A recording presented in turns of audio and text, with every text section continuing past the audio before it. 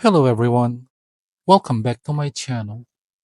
Now in this video, we will be reviewing the McFarlane Elite Edition number 1, which is the Doom Slayer from the game Doom, The Dark Ages.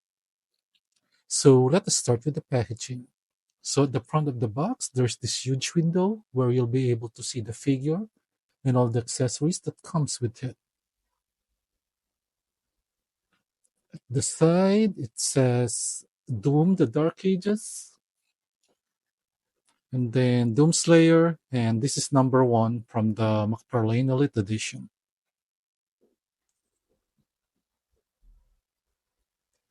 Then the back shows a picture of the figure. I'm not sure if this is from the game. It's because it looks more like a comic art. And it says ID, which I guess that is the company that makes Doom. I'll be honest, guys, I haven't really had the time to play this game, so again, this is one of those cases wherein I have zero knowledge about the character, but I am a huge fan of great action figure, and the promo pics that McFarlane released on this one, I automatically fell in love with this figure. The side says McFarlane Elite Edition. The bottom, then at the top. Anyway, guys, that it is for the packaging. And now let us unbox this figure and see if McFarlane did justice to this character in action figure form. This is everything out of the box.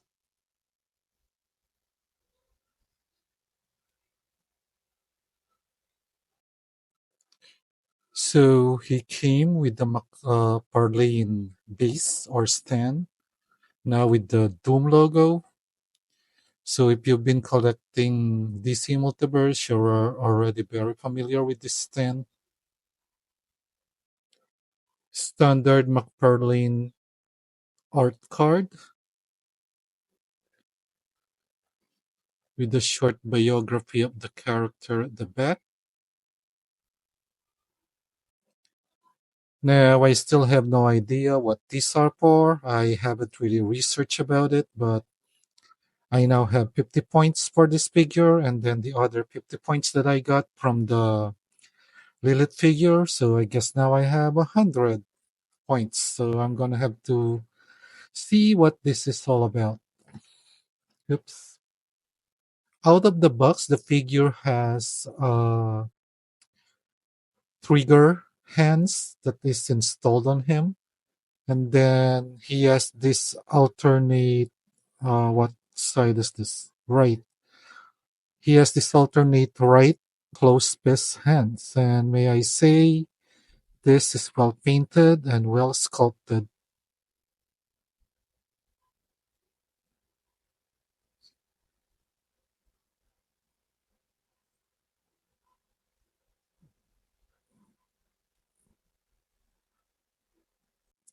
Then he has this alternate more open relaxed hands on the for the left side. Yeah, this is the left side. So he doesn't have a complete set of closed fists and a complete set of these more relaxed hands. What he has is a complete set of the trigger hands, which is on him out of the box.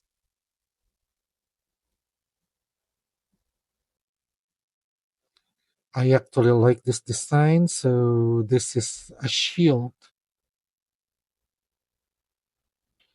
Again, fully painted. And yeah, I think the paint work that is done on this one is pretty sharp and clean. Now at the back, I thought that this was articulated, but it is not. This is not articulated, so I guess there's only one way you will be holding the shield.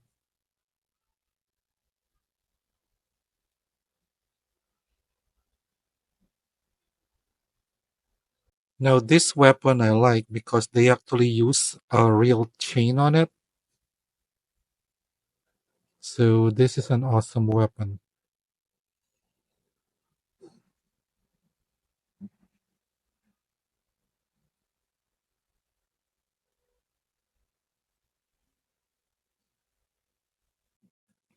Then, yes, this is small gun. Well, I call it small because compared to the other one, this is small.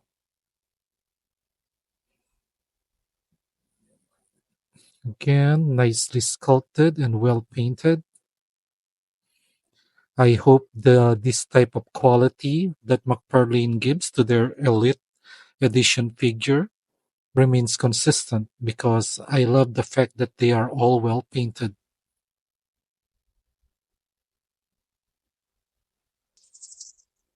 And this is my favorite weapon that he has because, I mean, just look at that. I don't even know what this is called, but I assume that this is one of his, I guess, ultimate weapon.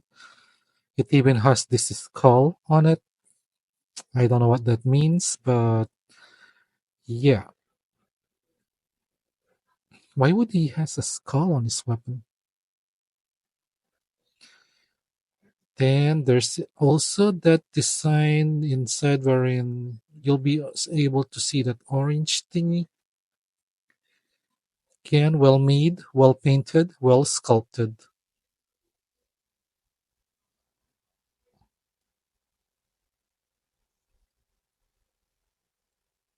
Just look at that.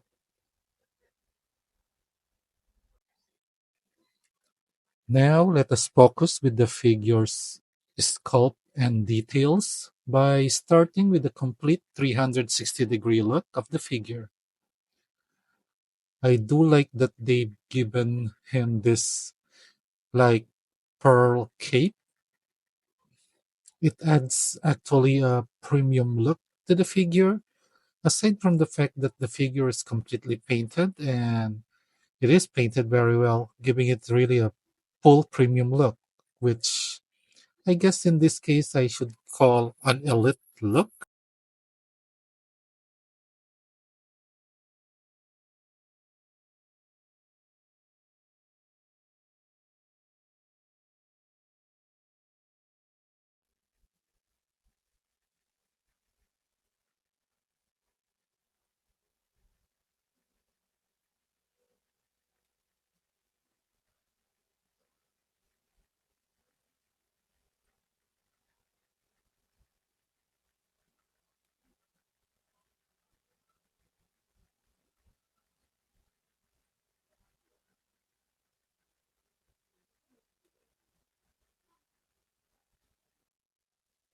So here's a close up look at the head sculpt, and man, this looks good.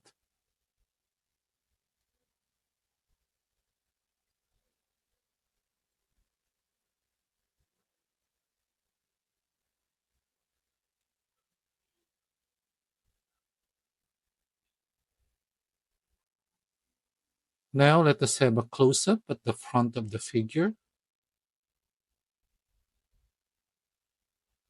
A lot of details here, which actually shines because, again, everything is fully painted. And yes, that is actually a real chain.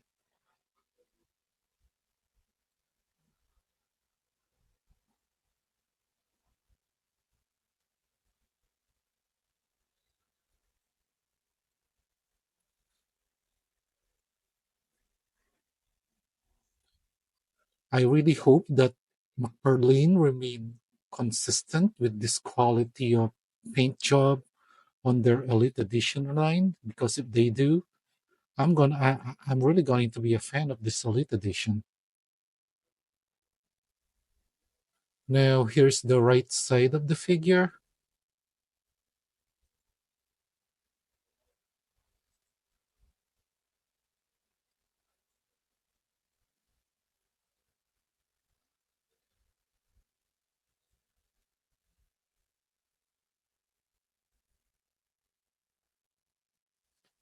Now the left side.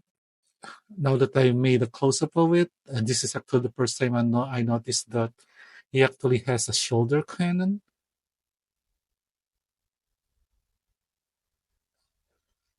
Maybe not a shoulder cannon, but yeah, some kind of a shoulder weapon.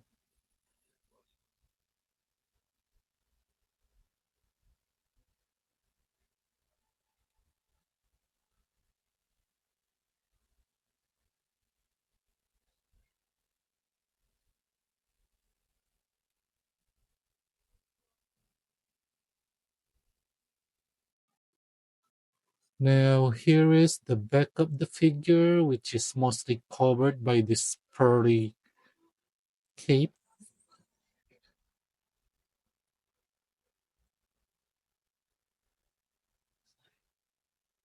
And of course, we need to have a close up at the back of the figure with the cape out of the way. I think there's articulation here, there, that moves actually.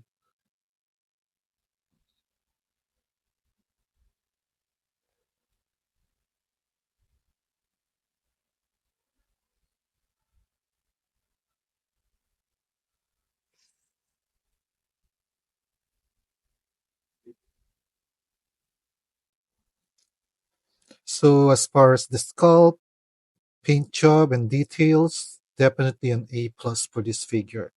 Now, if you are curious if the furry cape is removable, no, it is actually glued here. So if you're gonna remove it, well, you're gonna have to remove it from being glued. But I'm wondering why would you want to remove this furry cape? I mean, it is actually one of the best. I mean, they really use a very good material on it, and I believe that this is one of the detail of this figure that attracted me to it. Anyway, guys, now let us go with the articulation. Now for the head sculpt, he can look down that far, which is a pretty good range. Can he look up? Not that much. He can look up, but not that much. Side tilt, yep. Side tilt, yeah. So I guess the only limited range of this head is looking up. Now this, as I showed you, where this shoulder gun is actually articulated like this. So it moves here. Okay. The shoulder armor is actually connected to the shoulder of the hand. So when you rotate it, it goes with it.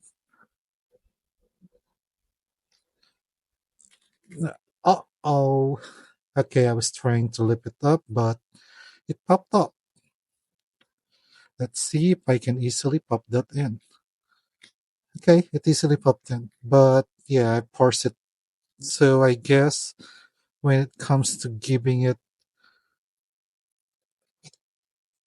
a T pose, the shoulder armor kind of limits it. So that's the range when you want to give him a T pose. I mean, he doesn't. I don't know why McFarlane does this with their bigger figures. The hands is pretty limited when it comes to point of articulation. It doesn't have any bicep cut. There isn't any bicep cut, and then he only has a single jointed elbow.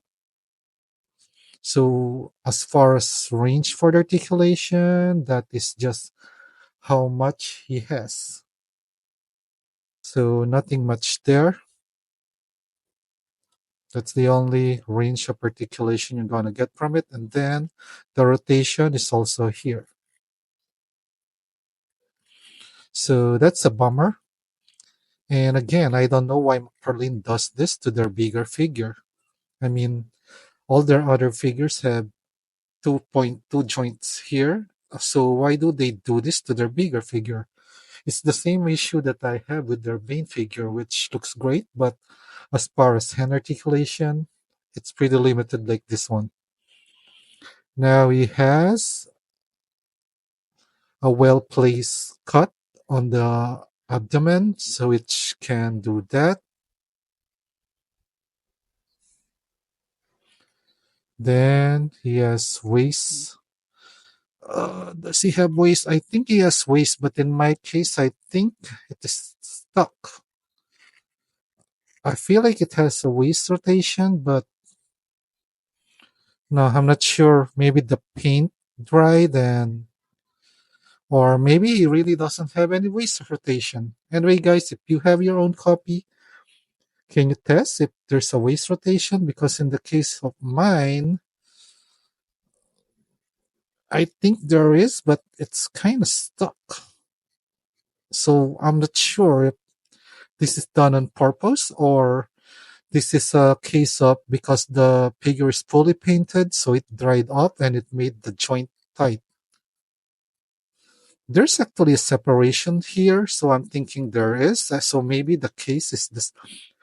The case is the second one because the joint was painted, and the paint dried off here. That's why the articulation is pretty tight on this one. Now, the waist rotation on my figure is kind of stuck. I love that they use a real chain here. And what is this? This is just sculpted. Anyway, for the leg articulation, minimal range on the thigh articulation. Then you can kick forward that far. You can kick backward that far. So that is the range when it comes to forward and backward kicking. And then again, when it comes to the leg, single jointed knee. So that is just the range. So very limited range for it. Then for the leg, I guess it can do that and that. And then standard ankle, typical ankle rocker. And it doesn't have any toe articulation actually, which is surprising. So can you do the bend dam? Yeah, you can do the bend dam that much.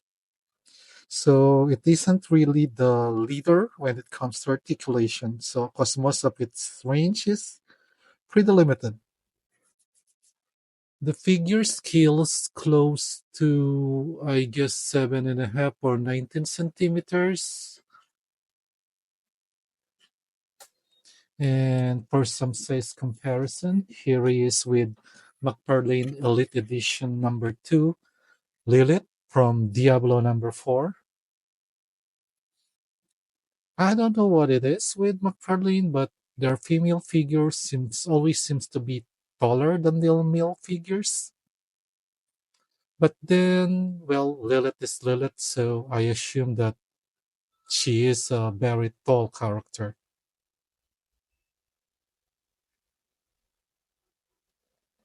Well, not that they are in the same game, but yeah, I'm just curious why when it comes to McFarlane's female figures, they're always end up a little on the taller side when it comes to scale. Case in point, here's the Doomslayer next to classic Wonder Woman, and the Amazon is just a little bit tad taller than the Doomslayer.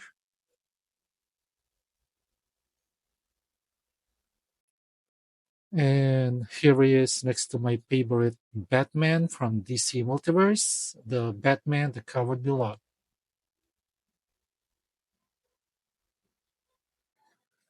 And since we are talking about armor here is with a fully armored Azrael Batman.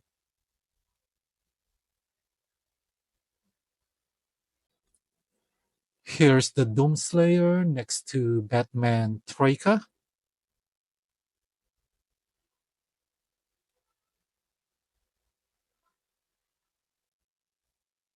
And here he is next to Blue Superman.